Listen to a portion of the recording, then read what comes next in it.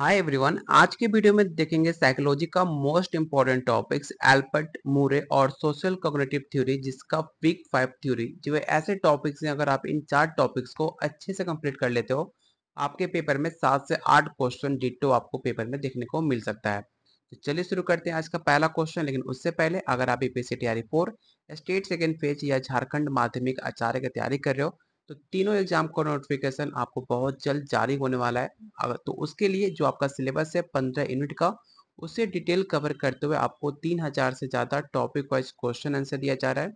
साथ में अलग से एनसीईआरटी क्लास 11-12 का chapter wise question answer, topic wise theory, previous year question answer, जिसके पैटर्न पे आप समझ पाओगे क्वेश्चन का पैटर्न क्या रहता है। जो बीपीएससी और स्टेट की तैयारी कर रहे हैं उन्हें कंप्लीट 150 मार्क्स का नोट्स एंड आपको साइकोलॉजी का ग्रुप मिलता है, जिसमें आपको डेली क्यूज और ग्रुप डिस्कशन भी दिया जाएगा। ये सब कुछ मिलेगा सिर्फ आपको 500 में, जो डेली बहुत सारे बच्चे ज्वाइन कर रहे हैं, जो आप इस नंबर पे कॉल और व्हाट्सएप करके कंप्लीट डिटेल्स जान सकते हो। साथ में आपको खुद गाइड करूंगा क्या पढ़ना है, किस टॉपिक पे फोकस करना है, कौन सा टॉपिक पढ़कर बिल्कुल भी टाइम अपना वेस्ट नहीं करना। हर एक चीज आपको डिटेल में बताया जाएगा। अगर कोई डाउट होता है तो आप मुझे इस नंबर पे कॉल व्हाट्सएप करके बात भी कर सकते हो।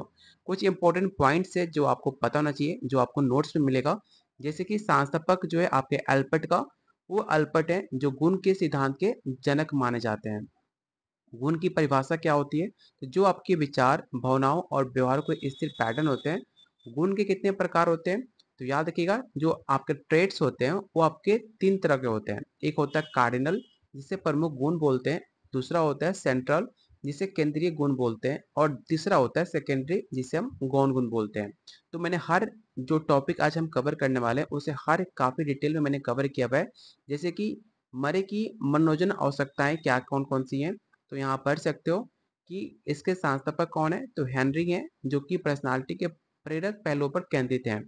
इनकी आवश्यकताएं कौन कौन सी हैं? तो मनोवैज्ञानिक आवश्यकताएं जो व्यवहार को प्रेरित करती हैं, जैसे कि उपलब्धि, संबद्धता, शक्ति की आवश्यकताएं।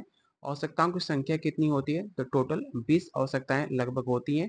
इसकी मुख्य आवश्यकताएं कौन कौन सी हैं? तो उपलब्धि, संबद्धता और शक्ति। टेट का फुल फॉर्म क्या होता है? Thematic abscission test. मतलब हर एक पॉइंट को मैंने काफी डिटेल में दिया हुआ है। अगर आप इतना पढ़ लेते हो, आसानी से आपके 4 टॉपिक कवर हो जाएंगे। और जितने भी मैं एमसीक्यू आपको प्रैक्टिस सेट कराने वाला हूँ, चारों टॉपिक मैंने थ्योरी में जो मेंशन किए, उन्हीं से आपको 30 क्वेश्चन मैंने रेडी किया है, जो आपको पेड नोट्स के अंदर मिल जाएगा। तो चलिए शुरू करते हैं आज का पहला क्वेश्चन। आज का पहला क्वेश्चन है, गार्डनर एल्बर्ट के गुण सिद्धांत के अनुसार कौन सा गुण सबसे प्रभावशाली होता है, व्यक्ति के पूरे व्यक्तित्व को आकार देता है? पहला ऑप्शन केंद्रीय गुण, प्रमुख गुण, गौण गुण या सामान्य गुण।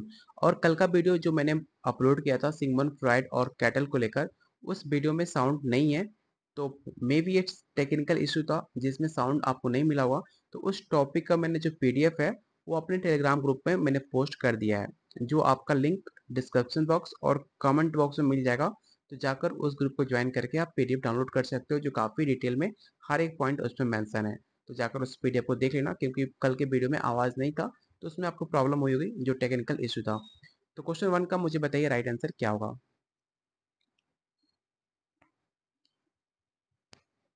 तो क्वेश्चन 1 का जो राइट आंसर होगा, ऑप्शन नंबर आपका बी होगा। कार्डिनल ट्रेट होता क्या है? तो गार्डन एल्बर्ट के सिद्धांत के अनुसार जो प्रमुख गुण होते हैं सबसे प्रभावशाली होते हैं, जो व्यक्ति के पूरे व्यक्तित्व को आकार देते हैं। ये गुण दुर्लभ होते हैं और व्यक्ति की पहचान का मुख्य हिस्सा भी बनते हैं। तो क्वेश्चन 1 का जो राइट आंसर होगा, ऑप्शन नंबर बी होगा।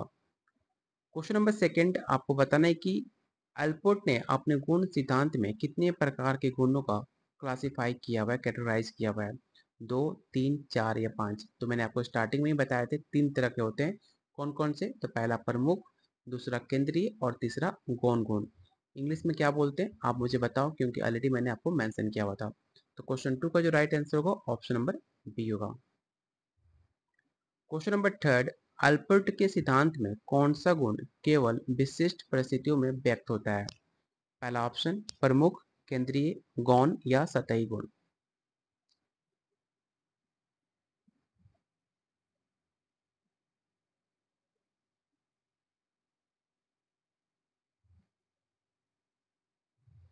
तो तो क्वेश्चन नंबर थर्ड का जो राइट आंसर होगा ऑप्शन नंबर आपका सी होगा, सेकेंडरी ट्रेट। याद रखना सेकेंडरी ट्रेट होता क्या है, तो केवल विशिष्ट परिस्थितियों में व्यक्त होता है, जैसे कि किसी खास स्थिति में सम्मिलापन। ऑप्शन नंबर सी। अगला क्वेश्चन, एल्बर्ट ने व्यक्तित्व में गुणों को अद्वितीय संगठन के लिए किस शब्द का उपयोग किया था?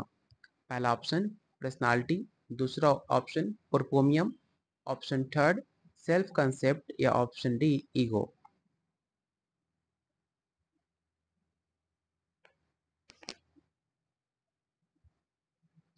तो क्वेश्चन फोर का जो राइट आंसर होगा ऑप्शन नंबर आपका बी होगा।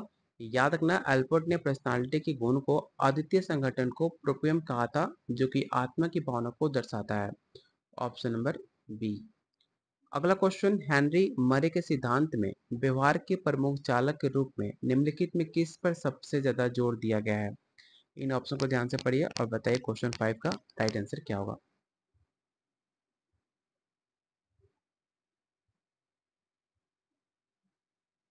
तो क्वेश्चन फाइव का जो राइट आंसर होगा ऑप्शन नंबर आपका बी हो जाएगा, psychological needs. Question number six, आपको बताना है कि मरे ने अपने सिद्धांत में कितने मनोजनन आवश्यकताओं को प्रस्ताव रखा था? तो मैंने आपको जस्ट बताया था थ्योरी के पोर्शन में कि टोटल नंबर ऑफ संख्या कितना था, तो 20 था, जो कि आवश्यकताओं की पहचान की जो मानव व्यवहार से काफी ज्यादा प्रेरित करती हैं। तो ऑप्शन नंबर बी इसका राइट आंसर होगा। मरे द्वारा प्रस्तावित निम्नलिखित में कौन सी मनोजनन आवश्यकता है? राइट आंसर बताइए क्या होगा क्वेश्चन नंबर सेवन का।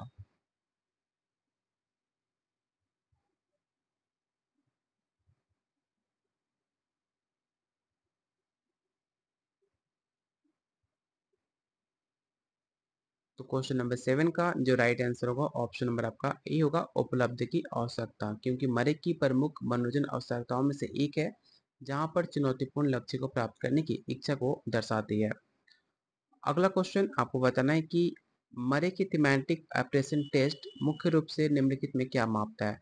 इस क्वेश्चन में दो चीज याद रखना, पहला टेट का फुल फॉर्म क्या होता है, क्योंकि स्टेट में कई बार पूछा भी है कि टेट का फुल फॉर्म क्या होता है, प्लस इसे क्या मेजर करते हैं आपको ये बताना है। ठीक है, बुद्धि, पर्सनालिटी, मनोरंजन या संज्ञानात्मक क्षमताएं।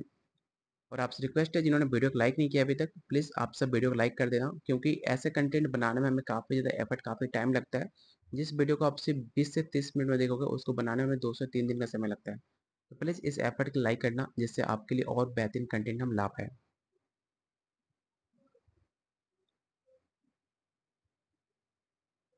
तो क्वेश्चन नंबर 8 का जो राइट आंसर होगा ऑप्शन नंबर आपका सी हो जाएगा। याद रखना साइकोलॉजिक नीड्स, ठीक है, ऑप्शन नंबर सी। टेट से इसका परीक्षण होता है, इसका मापन होता है। Question number 9, who develop the social cognitive theory, सामाजिक संज्ञानात्मक सिद्धांत किसने विकसित किया है? तो काफी आसान क्वेश्चन है, बिल्कुल इसमें टाइम वेस्ट नहीं करना है। जहां भी पूछे सामाजिक संज्ञानात्मक सिद्धांत किसने दिया, एल्बर्ट बंडूरा, आंख बंद करके टिक आउट कर देना, आपका आंसर राइट हो जाएगा।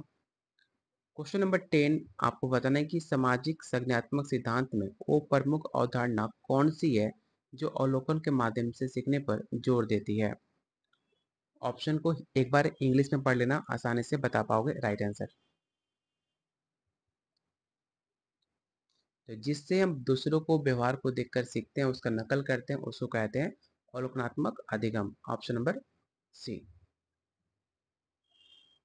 सामाजिक संज्ञानात्मक सिद्धांत में आत्म प्रभावकारिता का शब्द का अर्थ क्या है, मतलब सेल्फ एब्सेंसी का अर्थ क्या होता है, आपको ये बताना है इन ऑप्शन को देखने के बाद।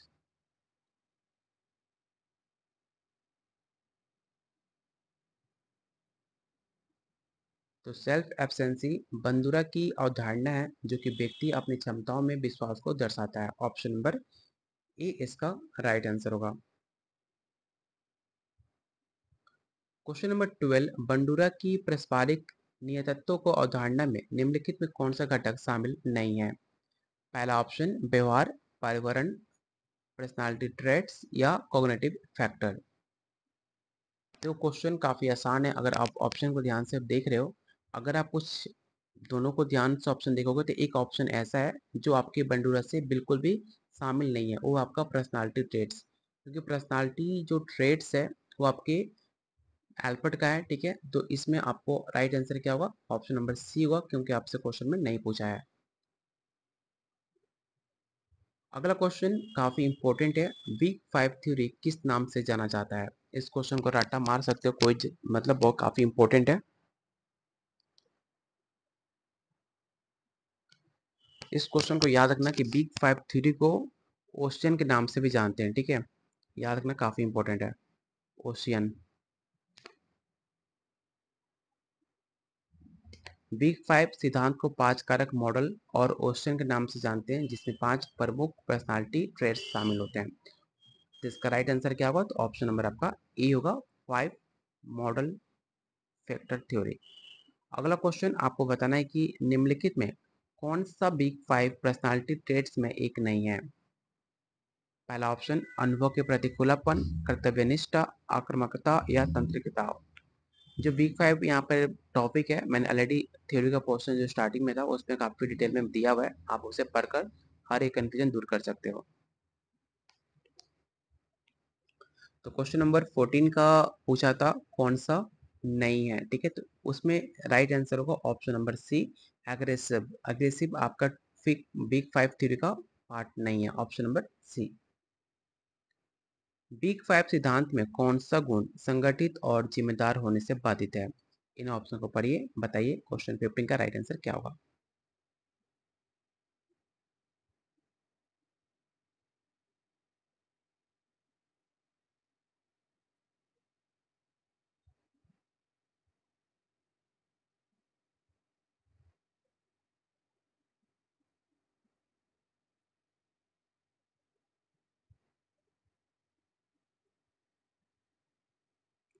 तो क्वेश्चन नंबर 15 का जो राइट आंसर होगा ऑप्शन नंबर आपका ए हो जाएगा, इसे याद रखिएगा। अगला क्वेश्चन, एल्बर्ट ने व्यक्तित्व को विशिष्टता पर जोर देने के लिए किस अवधारणा का उपयोग किया था? पहला ऑप्शन व्यक्तिनिष्ठ सामान्यकरण, व्यवहारवादी या संज्ञानात्मक दृष्टिकोण।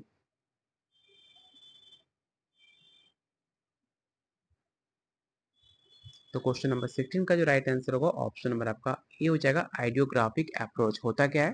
तो आइडियोग्राफिक अप्रोच एल्बर्ट ने आइडियोग्राफी के माध्यम से व्यक्तित्व की विशिष्टता पर जोर दिया। ऑप्शन नंबर ए इसका राइट आंसर होगा। क्वेश्चन नंबर 17, मरे की संबद्धता की आवश्यकता से क्या तात्पर्य है? इन ऑप्शन को पढ़िए और बताइए 17 का राइट आंसर क्या होगा।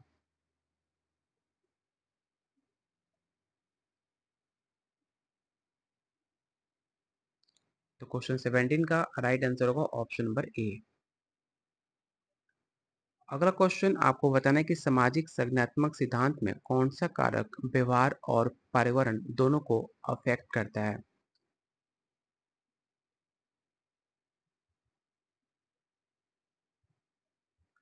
तो क्वेश्चन 18 का जो राइट आंसर होगा ऑप्शन नंबर बी होगा, सेल्फ एब्सेंसी जो होता है वो आवश्यकता मरे की सिद्धांत में संबंधित है, जो कि पर्यावरण और व्यवहार दोनों को इन्फ्लुएंस करता है, क्योंकि व्यक्तित्व को विश्वास को दर्शाने का काम करता है आपका। तो ऑप्शन नंबर बी इसका राइट आंसर होगा, सेल्फ एब्सेंसी। अगला क्वेश्चन, बिग फाइव गुण अनुभव के प्रति खुलापन की विशेषता क्या है? इसका राइट आंसर क्या होगा, आप मुझे बताइए।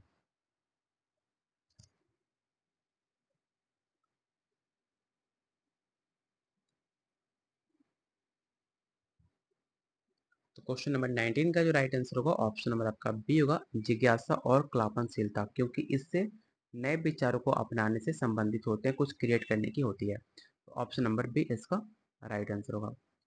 अगला क्वेश्चन है, एल्बर्ट का कार्यात्मक सौतेयता की अवधारणा क्या बताती है? इन ऑप्शन को पढ़िए और बताइए क्वेश्चन नंबर 20 का राइट आंसर क्या होगा।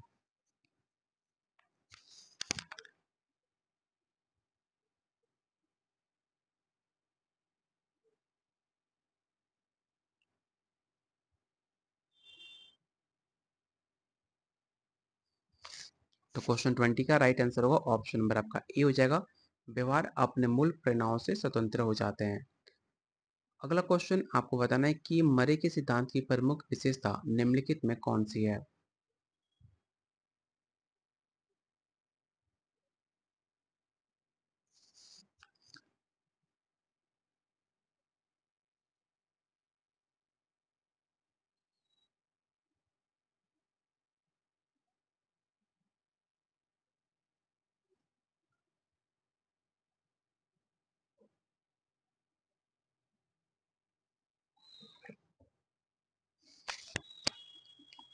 क्वेश्चन 21 का जो राइट आंसर होगा ऑप्शन नंबर आपका बी हो जाएगा, इसे याद रखिएगा। अगर आपने टेलीग्राम ग्रुप को ज्वाइन नहीं किया तो इस ग्रुप को ज्वाइन कर लेना। यहाँ पर आपको जो भी पीडीएफ हो, जैसे कल का वीडियो मैंने इस ग्रुप में पीडीएफ शेयर कर दिया है, क्योंकि कल का वीडियो में साउंड नहीं था तो मैंने पीडीएफ शेयर किया इस ग्रुप में। प्लस जो भी अपडेट आता है किसी भी एग्जाम को लेकर, किसी भी स्टूडेंट में वैकेंसी आती है, हर एक अपडेट आप इस ग्रुप में आपको मिल जाएगा, जिसका लिंक आपको डिस्क्रिप्शन बॉक्स और कमेंट बॉक्स में पिन किया गया है। अगला क्वेश्चन आपको बताना है कि सामाजिक संज्ञानात्मक सिद्धांत में मॉडलिंग की अवधारणा से क्या तात्पर्य है। इन ऑप्शन को पढ़िए और बताइए क्वेश्चन नंबर 22 का राइट आंसर क्या हो सकता है।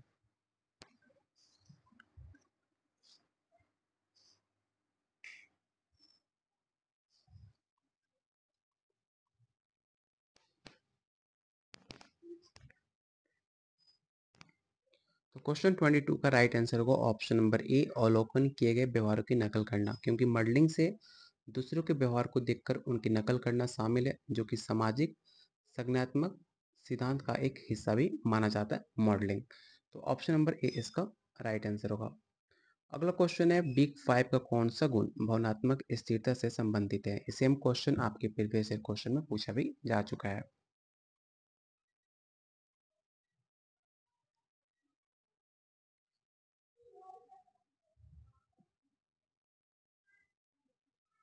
तो क्वेश्चन 23 का जो राइट आंसर होगा ऑप्शन नंबर आपका ए होगा। न्यूरोटिसिज्म होता क्या है?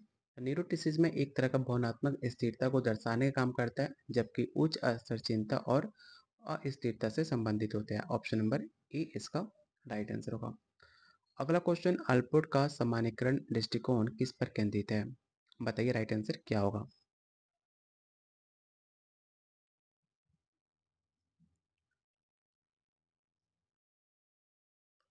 तो क्वेश्चन 24 का जो भी आंसर बी बता रहे हैं उनका आंसर बिल्कुल सही है, कि सामान्यीकरण दृष्टिकोण सभी व्यक्तियों पर लागू होने वाले सामान्य नियमों पर केंद्रित है। Option number B. अगला क्वेश्चन आपको बताना है कि मरे की उपलब्धि की आवश्यकता किससे संबंधित है।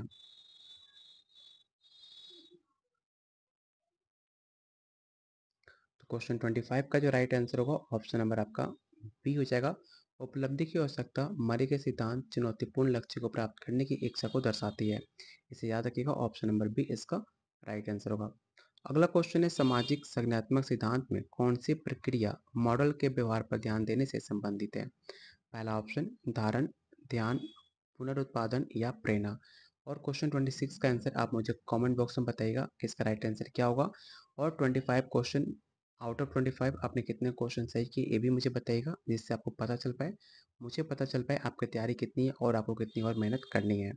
साथ में जो भी हमारे साथ पेड नोट्स लेना चाहते हैं, हमारे साथ ग्रुप ज्वाइन करना चाहते हैं, वो हमें इस नंबर पे कॉल व्हाट्सअप कर सकते हैं। कंप्लीट आपको 150 मार्क्स का नोट्स दिया जा रहा है कंप्लीट डिटेल के साथ, जिससे आप जो आपको बताया जाएगा अगर आप उतना कर लेते हो आसानी से आपका पेपर क्वालिफाई हो जाएगा। इसके सिवा कुछ भी आपको एक्स्ट्रा नहीं लेना, ना कुछ खरीदना है।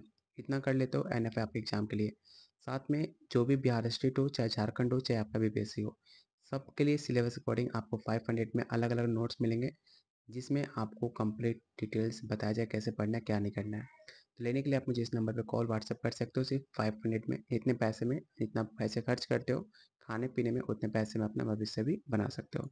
मिलते हैं बहुत जल्द अगले वीडियो में। वीडियो को लाइक करके जाना।